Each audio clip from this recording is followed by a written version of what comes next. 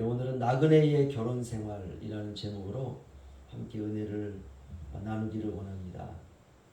하나님 말씀을 이렇게 보면 아주 실제적인 삶에 이렇게 영향을 미치는 그런 말씀들이 굉장히 많습니다.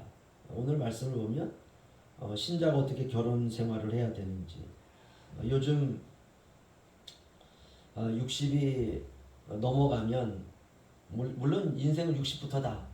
100세 시대에서 말을 하지만 몸은 어쩔 수가 없습니다. 그렇죠? 특별하게 개인이 운동만 열심히 하고 하면은 나이가 60대가 되어도 몸의 그 건강은 한 40대 못지않은 그 육체를 가질 수 있지만 그렇지 않고 그냥 보통 사람들이 살아가는 삶으로 살아가면 60 넘으면 옛날에 할아버지 같은 그냥 그 정도의 이제 건강인 것 같습니다. 그래서 60을 넘으면 우리가 황혼이다 이렇게 말을 하죠. 해가 이제 그 서쪽으로 넘어가는 그 마지막 그 모습을 보면 조금 있으면 해가 지겠구나. 인생이 뜰 때가 있지만 또 가라앉을 때가 있지 않습니까? 인생의 황혼 그러면 60대를 넘어간 우리가 연령대를 그렇게 부르는데요. 요즘 황혼 이혼이 그렇게 많다 그래요.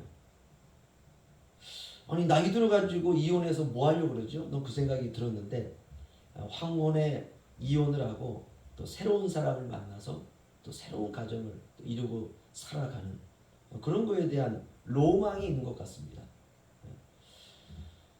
우리가 예수 그리스도를 믿는다고 하면서 우리가 가정을 무시하는 것은 올바르지 못한 삶이죠, 그렇죠? 베드로 사도는 아주 구체적으로 그리스도인들이 어떤 가정 생활을 해야 하는지 말씀하고 있습니다. 먼저는 아내들에게 주시는 말씀입니다. 1절로 4절 제가 읽어드리면요. 아내들아 이와 같이 자기 남편에게 순종하라. 이는 혹 말씀을 순종하지 않는 자라도 말로 말미암지 않고 그 아내의 행실로 말미암아 구원을 받게 하려 함이니 너희의 두려워하는 정결한 행실을 봄이라. 너희의 단장은 머리를 꾸미고 금을 차고 아름다운 옷을 입는 외모로 하지 말고 오직 마음에 숨은 사람을 온유하고 안정한 심령에 썩지 아니할 것을 알아. 이는 하나님 앞에 값진 것이니라. 아멘. 아내에게 하나님께서 주시는 말씀은 남편에게 순종하라 이 말입니다. 이게 질서예요. 그렇죠? 물론 이제 우리가 이런 질문을 할 수 있죠. 남편이 믿지 않으면 어떻게 하나요? 남편이 믿는데 세상 사람 같으면 어떻게 해야 되나요? 믿는다고 하지만 믿음이 거의 없는 남편인데 어떻게 해야 되나요? 이 물음들은 믿지 않는 거나 마찬가지예요. 믿지 않는 남편이나 믿는데 세상 사람 같은 남편이나 믿는다고 하지만 믿음이 거의 없는 남편이나 다 믿음이 없는 거나 똑같습니다. 이럴 경우에도 성경은 순종하라 이렇게 말합니다. 그럼 어떻게 순종해야 되느냐? 이런 말입니다. 말씀을 순종하지 않는 남편이라면 아내가 선한 행실로 살아가면 남편이 그런 아내의 거룩한 모습을 보고 예수 그리스도를 진심으로 믿게 된다는 거예요. 야, 내 아내가 살다 보니까 이게 진국이구나.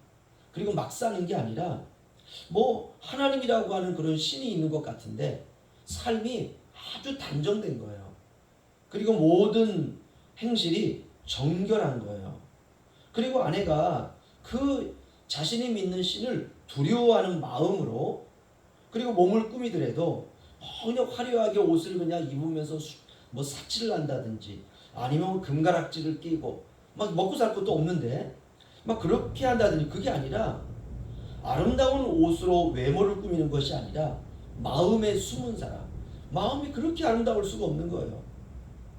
그리고 늘 안정돼 있고 그 남편이 조급하고 가정이 뭔가 일이 다급한 일들이 일어나도 아내를 보면 왠지 그냥 마음이 든든한 거예요. 남편이 이렇게 이제 1년, 2년, 5년, 10년 지나면서 남편이 어느 날 나도 이제 신앙을 좀 가져봐야 되겠다. 어떻게 가져야 되느냐? 자기 아내가 믿는 하나님을 믿고 싶은 거예요. 그렇게 살라는 거예요. 오늘 말씀은. 이런 의식을 가지고 살아가는 것이죠. 아내들이. 제가 신앙생활을 시작할 때 지금으로부터 약 40년 전인데요. 제가 20대부터 신앙생활을 했는데 그때 이런 말씀들이 되게 실제적이었습니다. 어떻게 하면 거룩한 삶을 살아갈 수 있을까? 어떻게 하면 가정에 믿지 않는 이들이 있고 남편이 있고 식구들이 있는데 어떻게 하면 그들을 구원받게 할 수 있을까? 그래서 고민하다가 내가 하나님의 선한 행실로 살아가야 되겠다. 그래서 삶에 좀 더 절제도 하고 인내도 하고 가급적이면 식구들 앞에서 좋은 행실을 보이려고 노력도 하고 정말 신경 많이 쓰고 살아간 것 같아요. 그렇게 또 기도하고 그렇게 살려고 노력도 많이 하고 목적은 딱 하나예요. 그 가족들이 어떻게 하면 예수를 믿을 수 있을까? 그런데 오늘날 이 시대를 보면 그냥 막 사는 것 같아요. 그게 너무 아쉬워요. 그런 의식이 없는 것 같아요. 조금만 기분 나쁘면 그냥 싸우고 조금만 마음에 안 들면 막 소리 지르고 그러니까 남편도 아내에 대한 별로 기대가 없고 그냥 뭐 맡겨 내 인생에 뭐 주어진 시간이니까 대충 살다가 뭐 죽으면 되지 뭐 아니면 뭐 살다가 애들 다 키워놓은 다음에 그냥 이혼해야지 뭐 따로 살아야지 별거 해야지 그런 사람도 굉장히 많습니다. 저는 왜 그러는지 모르겠어요. 오늘날 보면 교회도 얼마나 많습니까? 그렇죠? 설교도 얼마나 많이 넘칩니까? 그냥 뭐 그 우리 손에 있는 핸드폰 가지고 유튜브 들어가 가지고 뭐 하면은 뭐 우리가 원하는 목사님 설교 다 들을 수 있고 책도 얼마나 많습니까? 또 배우려고 하면 얼마나 배울 곳이 얼마나 많습니까? 뭐 인터넷으로도 배울 수 있고 요즘은 인터넷으로도 학위를 딸 수 있어요. 대학도 들어갈 수 있습니다.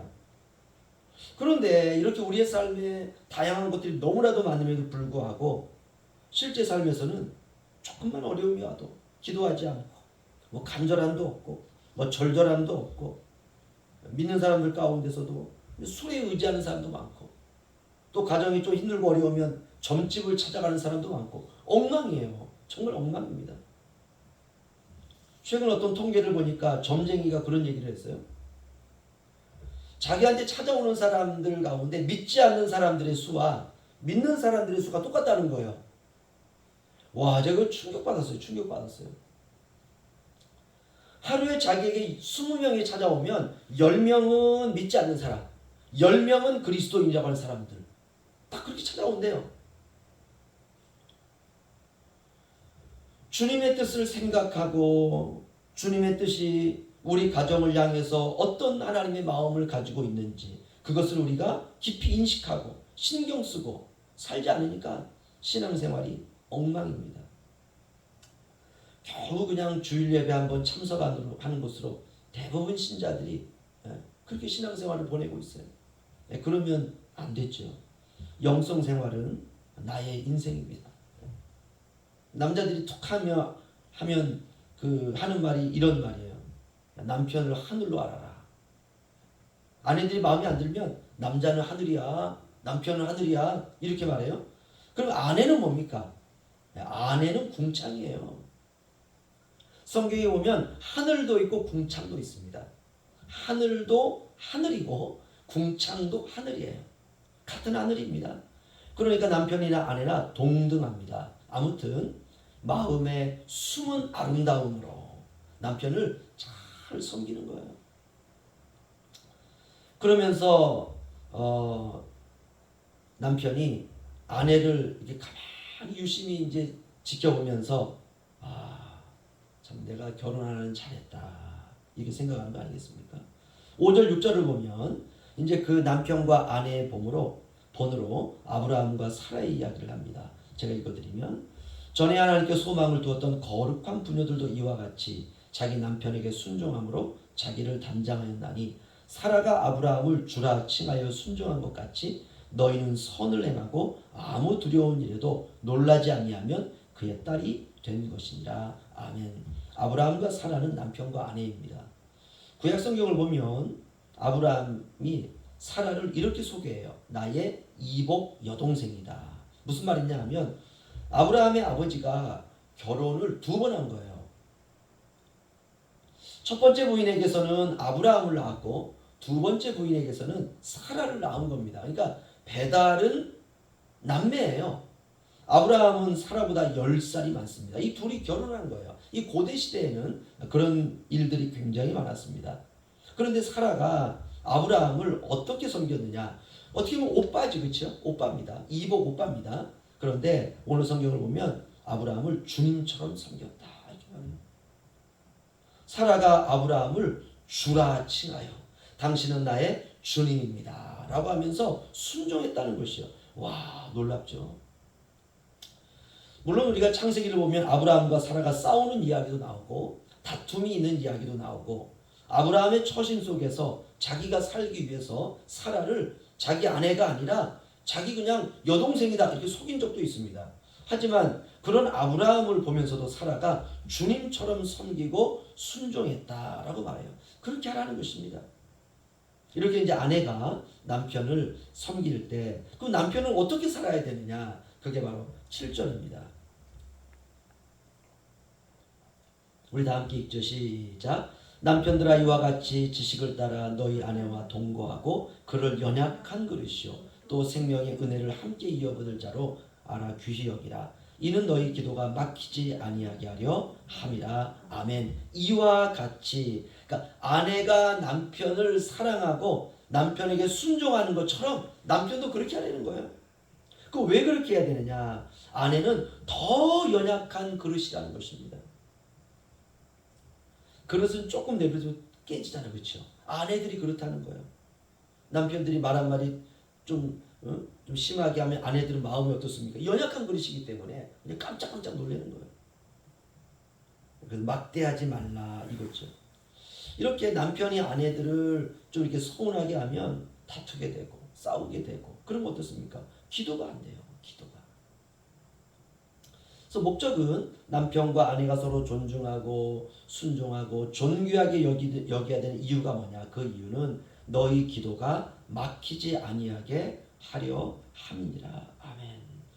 여러분 부부싸움하고 기도가 잘 된다. 그런 사람 없습니다. 중요한 것은 영적인 하나님과의 관계가 막히지 않도록 기도가 막히지 않도록 남편과 아내는 서로 사랑하고 감싸주면서 살라는 것입니다. 금술이 좋은 부부가 때로는 한 명이 이제 세상을 이제 끝나고 이제 소천하여 하나님 나라 가게 되면 아내가 되었든 남편이 되었든 혼자 남은 사람이 어떻습니까? 금술이 좋았으니까 좋은 것만 생각하는 거예요. 내 남편이 내 아내가 살아생전에 신앙생활 열심히 하고 주님을 잘 섬긴 것처럼 나도 그렇게 잘 주님을 섬기다 주님 나라 가서 만나야지. 그렇게 살아가는 것입니다. 서로 존중하고 서로 사랑하고 서로 아껴주고 서로 기도하는 것. 그렇게 살면 돼요. 이것이 바로 나그네의 결혼 생활입니다. 오늘 하루 우리가 이런 의식을 가지고 오늘 하루 승리하시길 주의 이름으로 축원합니다.